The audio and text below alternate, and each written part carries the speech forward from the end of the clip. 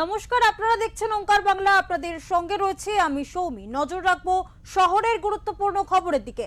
যে খবরের দিকে নজর রাখবো, পশ্চিমবঙ্গের এসআইআর এর প্রথম দফার চূড়ান্ত ভোটার তালিকা প্রকাশ করলো নির্বাচন কমিশন। এবার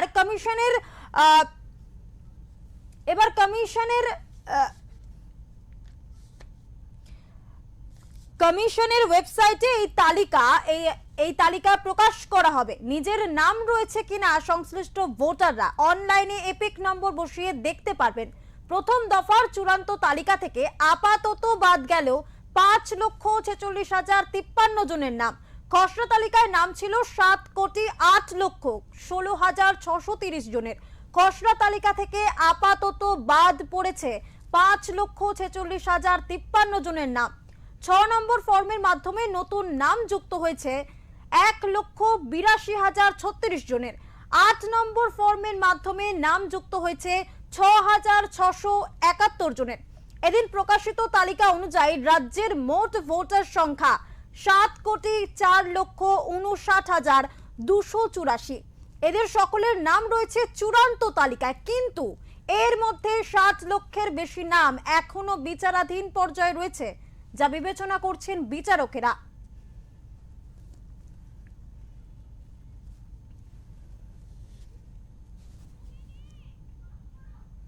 ইতিমধ্যেই এই বিষয়ে কথা বলবো। আমাদের সঙ্গে রয়েছেন বিশিষ্ট আইনজীবী চন্দ্রশেখর বাগ। স্যার, আপনার সাথে যে বিষয়ে কথা বলবো, ইতিমধ্যেই চূড়ান্ত ভোটার তালিকা প্রকাশ হয়েছে, বাদ লক্ষাধিক নাম এবং 60 লক্ষ বিচারাধীন রয়েছে এখনো। যে নামগুলি তারা কিন্তু একেবারে জুডিশিয়াল অফিসারদের আন্ডারে চলে গেল। এর পরবর্তীতে ঠিক কি আইনি পদক্ষেপটা ঠিক কি হতে চলেছে, বিস্তারিত যদি জানান। সুপ্রিম কোর্টের অর্ডার, সেই সুপ্রিম কোর্টের অর্ডারের ভিত্তিতে আজকে বিচারকরা এই যে লজিক্যাল ডিসক্রিপেন্সি সেটা নিয়ে তারা বিচার করে তাদের যা ডকুমেন্ট সেইটার ভিত্তিতে তারা একটা ফাইনালিটিতে পৌঁছবে যে ইলেকটোরাল রোলে কাদের নাম থাকবে বা কাদের নাম থাকবে না। এখন ব্যাপার হচ্ছে যে 2002টা যেহেতু আগের যে টার্গেট ছিল, সেখান থেকে আজকে 2026-এ এই যে নতুন করে এসআইআর হলো, একটা খুব স্বাভাবিকভাবে আজকে এত বছর পরে যদি হয়, বহু মানুষ যারা মারা গেছেন, যারা এখান থেকে তো স্থানান্তরিত হয়েছেন কাজের স্বার্থে বা অন্যান্য কোনো কারণে, সুতরাং তাদের নাম বাদ যাবে, এটাই খুব স্বাভাবিক। এখন এটা নিয়ে এই যে সারা ভারতবর্ষে কিন্তু এই এসআইআর হচ্ছে বিভিন্ন জায়গায়, এখন যে রাজ্যগুলোতে হচ্ছে, আগামী দিনে অলরেডি ইলেকশন কমিশন তারা ডিক্লেয়ার করে দিয়েছে আরো কোন কোন রাজ্যে সেখানে এসআইআর হবে। এখন এটা তো একটা ইলেকটোরাল প্রসিডিওরের একটা ব্যবস্থা, যেখান থেকে রিভাইজ হওয়ার দরকার আছে, অর্থাৎ কিছু কিছু পরিবর্তন, কিছু কিছু নাম বাদ দেওয়া, যেগুলো যেরকম পরিস্থিতি অনুযায়ী সেগুলো যা করার সেটা ইলেকশন অফিসার তারা করবে। এখন এই মামলা মোকদ্দমা হয়ে আজকে যে এই যে বিচার রক মন্ডলীর কাছে এটা বিচারের জন্য বিষয়বস্তু হয়ে দাঁড়িয়েছে, সেটা আইনি ভাবে যেটা যে নিশ্চয়ই যে একদম সঠিকভাবে যে সুপ্রিম কোর্ট এই বিচারকদের কাছে এটা পাঠিয়েছেন, কারণ এই যে মানে দুটো কনস্টিটিউশনাল যে ইয়ে রয়েছে, একটা ইলেকশন অফিসার আর একটা হচ্ছে এই যে রাজ্য সরকার, অর্থাৎ যারা এক্সিকিউটিভ, তাদের মধ্যে যখন একটা কোনো ডিসক্রিপেন্সি হয়, কোনো রকম অসুবিধে হয়, সেখানে বিচারক কি হচ্ছে এটাকে বিচার করে বিচার ব্যবস্থার মাধ্যমে সেটাকে ঠিক করা।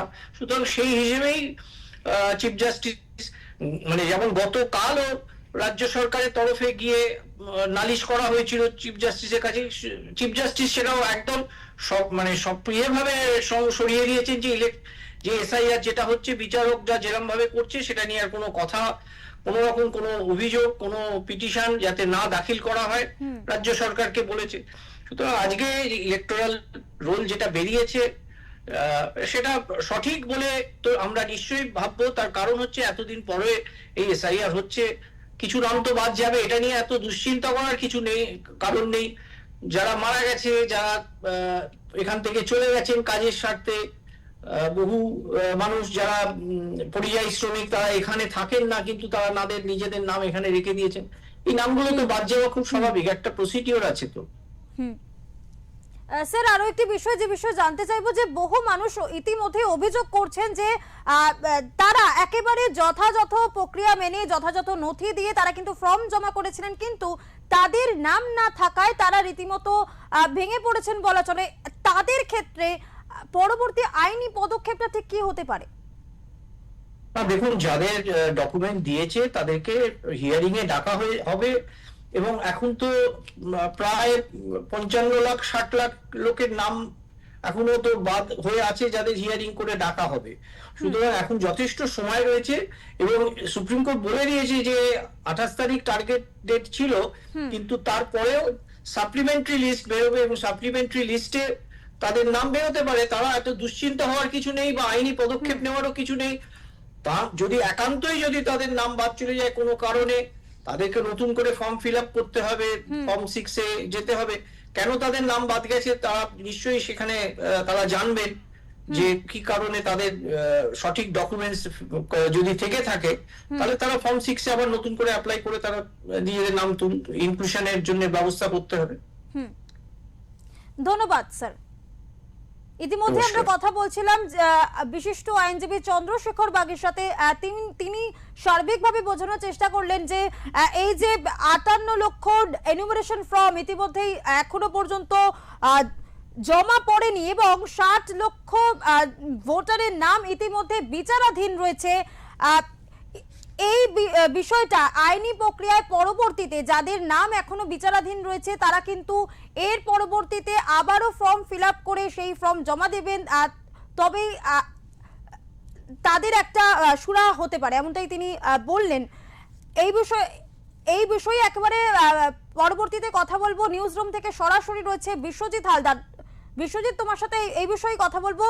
জানতে চাইবো যে ইতিমধ্যেই চূড়ান্ত ভোটার তালিকা প্রকাশ হয়েছে, বহু জনের নাম বাদ গেছে, বলা যেতে পারে লক্ষাধিক নাম বাদ গেছে, 60 লক্ষ নাম এখনো বিচারাধীন রয়েছে। এর পরবর্তীতে পদক্ষেপ ঠিক কি হতে চলেছে? একদম, দেখো আজকের এই যে চূড়ান্ত ভোটার তালিকা যে প্রকাশ হয়েছে এটা তো সুপ্রিম কোর্টের নির্দেশেই, এবং পরবর্তী কি পদক্ষেপ নেবে নির্বাচন কমিশন সেটাও কিন্তু সুপ্রিম কোর্ট ঠিক করে দিয়েছে যে এর পরবর্তী যে 60 লক্ষ যে তথ্য যাচাইয়ের কাজ এখনো বাকি রয়েছে, সেই 60 লক্ষ তথ্য যাচাইয়ের কাজ কিভাবে হবে এবং সেটা কবে পর্যায়ক্রমে সেটা প্রকাশ করা হবে, সেটা নির্বাচন কমিশনকে নির্দিষ্ট একটা গাইডলাইন সুপ্রিম কোর্ট দিয়েছে। সেজন্য ভিন রাজ্য থেকে তো যে জুডিশিয়াল অফিসার তাদেরকে আনা হচ্ছে এবং তাদের প্রশিক্ষণ দেওয়ার বিষয়, এবং সেজন্য তুমি জানো যে সুপ্রিম কোর্টে দ্বারস্থ হয়েছিল রাজ্য সরকার। তারা বলতে চাইছিল যে জুডিশিয়াল অফিসারদের যে ট্রেনিং সেটা কিন্তু নির্বাচন কমিশন সুপ্রিম কোর্টের গাইডলাইন না মেনেই দিচ্ছে, এই অভিযোগটা কিন্তু তুলেছিল। কিন্তু সুপ্রিম কোর্ট কার্যত এই যে অভিযোগ রাজ্য সরকারের সেটা সম্পূর্ণ খারিজ করে দিয়ে বলেছিল যে ছোটখাটো অজুহাত দিয়ে একটা বড় প্রক্রিয়া বন্ধ করার চেষ্টা করা কোনোভাবেই উচিত নয়। অর্থাৎ এই যে 60 লক্ষ তথ্য বাছাইয়ের কাজ বাকি রয়েছে এটা কিন্তু নিয়ে আর কোনো অভিযোগ করার কোনো জায়গা থাকছে না, কারণ সুপ্রিম কোর্ট তো পরিষ্কার জানিয়ে দিয়েছে। এবারে সবচেয়ে বড় বিষয় যেটা, যখন এসআইআর যখন শুরু হয়নি তখন কিন্তু রাজ্যের যে ভোটার তালিকা সেখানে প্রায় 7,66,00,000 ভোটার। এবারে এসআইআর এর পর দেখা যাচ্ছে এই 7,06,00,000 ভোটার রয়েছে। এবারে এই যে 7,06,00,000 ভোটার, এই 7,06,00,000 মধ্যে কিন্তু ওই যে 60 লক্ষ তথ্য যাচাই বাকি রয়েছে বলা হচ্ছে, এই যে 60 লক্ষ কিন্তু ওর মধ্যে রয়েছে। অর্থাৎ এই যে 7,06,00,000 তার থেকেও কিন্তু 60 লক্ষের মধ্যে আবার বাদ যাওয়ার সম্ভাবনা থাকছে, কারণ তাদের তথ্য যাচাইয়ের বাকি রয়েছে। এবারে ইতিমধ্যেই এই যে এসআইআর এর পর ইতিমধ্যে কিন্তু 63 লক্ষ নাম বাদ চলে গেছে। এবারে যদি এই 60 লক্ষের মধ্যে বাদ যায় তাহলে কিন্তু কোটির কাছাকাছি নাম বাদ যাওয়ার সম্ভাবনা। যদিও বিজেপি প্রথম থেকে বলছিল যে 1,20,00,000 নাম বাদ যাবে, এবং রাজ্যের মুখ্যমন্ত্রী মমতা বন্দ্যোপাধ্যায় তিনিও আশঙ্কা প্রকাশ করে বলেছিলেন যে 1,20,00,000 নাম বাদ দেওয়া ষড়যন্ত্র চলছে, বিজেপির অঙ্গুলি হেলনে নির্বাচন কমিশন সেটা কার্যকর করতে চাইছে। কিন্তু যে ফিগারটা এই মুহূর্তে এসে দাঁড়িয়েছে প্রায় 63 লক্ষ বাদ চলে গেল, আরো 60 লক্ষ পেন্ডিং রইল, তাহলে কি সেটা কি 1,20,00,000 কাছে যাবে সেটা কিন্তু সময় বলবে, বিষয়টা বিচারাধীন, সে বিষয়ে এখন কিছু বলা সম্ভব নয়। তবে এবারে এই যে বাদ গেল, এই বাদ যাওয়ার মধ্যে সবচেয়ে বড় বিষয় হচ্ছে যে 58 লক্ষ যে ভোটার বাদ প্রথম পড়েছিল সেটা কিন্তু সম্পূর্ণ এনুমারেশন যে ফর্ম ভোটারদের বাড়ি বাড়ি গিয়েছিল, নির্বাচন কমিশনের যে বিএলও ছিল তারা কিন্তু যে যে ফর্মগুলো ভোটারদের বাড়ি বাড়ি দিয়েছিল সেই এনুমারেশন ফর্ম কিন্তু ফেরত আসেনি 58 লক্ষ, বাদ গেল। এই যে 58 লক্ষ তার মধ্যে মৃত রয়েছে এবং এর মধ্যে রয়েছে স্থানান্তরিত ভোটার রয়েছে, তার মধ্যে যারা ডবল এন্ট্রি ভোটার ছিল, দিল্লিতেও ভোটার তিনি আবার বাংলায় ভোটার, গুজরাটে ভোটার তিনি আবার বাংলায় ভোটার, যেটা মমতা বন্দ্যোপাধ্যায় নেতাজি ইন্ডোরে তিনি ভোটার তালিকা দেখিয়ে অভিযোগ করেছিল যে অন্য রাজ্যের ভোটার এখানে হচ্ছে। এই যে ডবল এন্ট্রি সেগুলো বাদ, 18 লক্ষ ফিরে আসলো না। এবারে 1 কোটির বেশি ভোটারকে কিন্তু এই যে শুনানির জন্য ডাকা হয়েছিল তার মধ্যে তথ্য যাচাই বাদ গিয়ে সব মিলিয়ে আজকের এই যে চূড়ান্ত ভোটার তালিকা সামনে এনেছে নির্বাচন কমিশন, এতে প্রায় 63 লক্ষ বাদ গেল। তার মধ্যে কিন্তু এই যে আরো যে 6 লক্ষ ভোটার থাকছে তার মধ্যেই আবার 60 কোটি বাদের সম্ভাবনা থাকছে, কারণ বিচারাধীন বিষয়টি এখন। একেবারেই বিশ্বজিৎ, তোমার এই প্রসঙ্গ ধরে আরো একটি বিষয় যে বিষয়ে কথা বলবো, ইতিমধ্যেই নির্বাচন কমিশনের সিইও দপ্তরে আমরা যে সাংবাদিক সম্মেলন দেখলাম সেখানে কিন্তু নির্বাচনী আধিকারিকরা পরিসংখ্যান দিতে গিয়ে রীতিমতো হিমশিম খেলেন, বলা চলে হোঁচট খেলেন। ঠিক কি কারণে তারা পরিসংখ্যান দিতে গিয়ে হোঁচট খেলেন, কি জানতে পারছো? একদমই, দেখো এই যে এসআইআর প্রক্রিয়াটা দীর্ঘ 2 মাস ধরে তো চলেছে। এই এসআইআর প্রক্রিয়া প্রথম থেকেই কিন্তু একটা বিতর্ক দানা বাঁধছিল রাজ্য রাজনীতিতে। অনেকে অভিযোগ করছিলেন যে এটার মধ্যে স্বচ্ছতা কোনোভাবে সম্ভব নয়, এত কম সময়ের মধ্যে এসআইআর প্রক্রিয়া কিভাবে সম্ভব, এত পরিমাণে ভোটার 7 কোটি ভোটারকে আবার নতুন করে বাছাই করা ছাকরি দিয়ে ছেঁকে আনা কিন্তু কোনোভাবে সম্ভব নয়। এবং সেক্ষেত্রে কিন্তু একাধিকবার কিন্তু নির্বাচন কমিশনের বিরুদ্ধে একাধিক অভিযোগ উঠেছে, রাজ্যের শাসক দল অভিযোগ করেছে, বিরোধীরা অভিযোগ করেছে। সেই অভিযোগের সময় কিন্তু অনেক অভিযোগ কিন্তু নির্বাচন কমিশন স্বীকারও করেছিল যে এত বড় একটা প্রক্রিয়া সেখানে ছোটখাটো ভুল হতেই পারে, সেটা তারা ঠিক করে নেবেন। ঠিক একই কথা আজকের যখন চূড়ান্ত ভোটার তালিকা সামনে আসছিল তখন কিন্তু রাজ্যবাসী, বিভিন্ন রাজনৈতিক দল তারা কিন্তু মনে করছিল হয়তো এবারে হয়তো নির্ভুল বা একদম ত্রুটিমুক্ত একটা নির্বাচন ভোটার তালিকা সামনে আসবে। কিন্তু আজকের যখন সাংবাদিকদের পক্ষ থেকে যে পোস্ট করা হয়, মুখ্য নির্বাচন আধিকারিক যিনি মনোজ আগরওয়াল রয়েছেন তাকে যখন জানতে চাওয়া হয় তিনি কিন্তু কার্যত মেজাজ হারিয়েছিলেন এবং তিনি এটাও স্বীকার করেছেন যে এত বড় একটা প্রক্রিয়া ছোটখাটো ভুল হতেই পারে, সেটা ঠিক করে নেওয়া হবে। এবং হাইপোথেটিক্যাল, কোড আনকোড বলছি, হাইপোথেটিক্যাল পোস্টের কোনো উত্তর তিনি দিতে চাইছেন না। অর্থাৎ কোথাও যেন তার যে এই যে আজকের যে তার বডি ল্যাঙ্গুয়েজ সেটা কোথাও যেন একটা ইঙ্গিত দিল যে বিরোধীরা যে অভিযোগটা বারবার করছিল সেটা কি কোথাও প্রতিষ্ঠা পাচ্ছে। রাজনৈতিক বলে অন্তত এই বডি ল্যাঙ্গুয়েজ নিয়ে প্রশ্ন তুলছে নির্বাচন কমিশনের দিকে, তার যে স্বচ্ছতা সেটা নিয়ে প্রশ্ন তুলছে, তার যে মানে নির্বাচন কমিশনের মনোজ আগরওয়ালের যে আজকে যে বডি ল্যাঙ্গুয়েজ বা প্রশ্ন পাশ কাটিয়ে যাওয়ার যে মানসিকতা সেটা কিন্তু অনেকে প্রশ্ন তুলছেন ইতিমধ্যেই।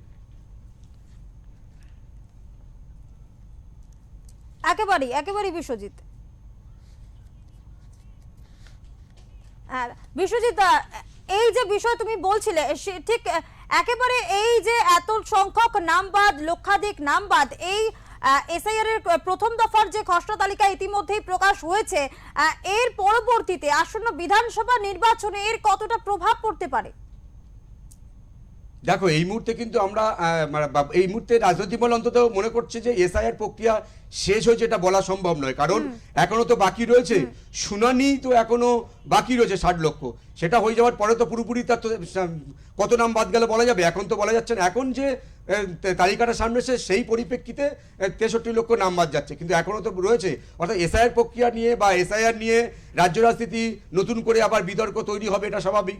ইতিমধ্যেই তো রাজ্যের বিরোধী দলনেতা শুভেন্দু অধিকারী বলতেই শুরু করেছেন যে আজকে শনিবার দিনকে আসল ভূমিকম্প, কারণ শুক্রবার দিনে যে ভূমিকম্পটা কলকাতাবাসী বা রাজ্যবাসী দেখেছে সেই ভূমিকম্প কিন্তু কালকের কম্পন হয়নি, আজকে আসল কম্পন হবে।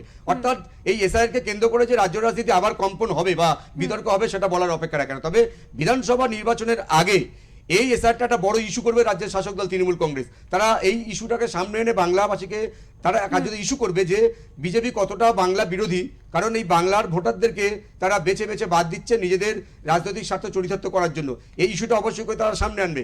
এবং মমতা বন্দ্যোপাধ্যায় ভবানীপুর যে বিধানসভা কেন্দ্র যেখানে তিনি জয়লাভ করে মুখ্যমন্ত্রী হয়েছেন, সেই ভবানীপুরে ইতিমধ্যেই কিন্তু যে চূড়ান্ত তালিকা সামনে এসেছে সেই অনুযায়ী কিন্তু প্রায় 47 লক্ষ ভোটার বাদ পড়েছে, 48 লক্ষ বলাই যায়।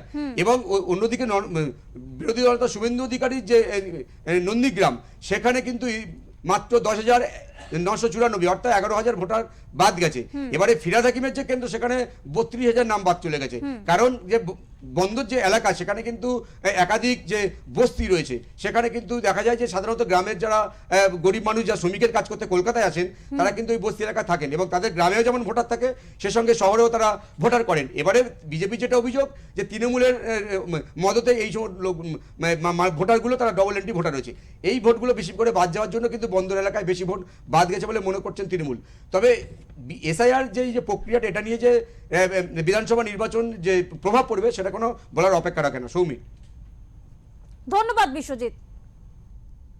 ইতিমধ্যেই কথা বলছিলাম আমাদের প্রতিনিধি বিশ্বজিৎ হালদারের সাথে, তিনি যেমনটা বলছেন যে এসআইআর নিয়ে কিন্তু ফের আবারও সরগরম হতে পারে রাজ্য রাজনীতি, আবারও এসআইআর নিয়ে সরগরম হতে পারে রাজ্য রাজনীতি, কারণ ইতিমধ্যেই 60 লক্ষের নাম এখনো বিচারাধীন রয়েছে, 58 লক্ষের বেশি নাম এখনো এনুমারেশন ফর্মে জমা পড়েনি এবং 7,08,16,630 এর মধ্যে তাদের নামও রয়েছে যারা এখনো পর্যন্ত বিচারাধীন, ফলত এর থেকেও বাদ পড়তে পারে নাম, এমনটাই কিন্তু জানা যাচ্ছে এবং সেই পরিসংখ্যানটা ঠিক কোথায় গিয়ে দাঁড়ায় সেটাই এখন ভাবনার বিষয়।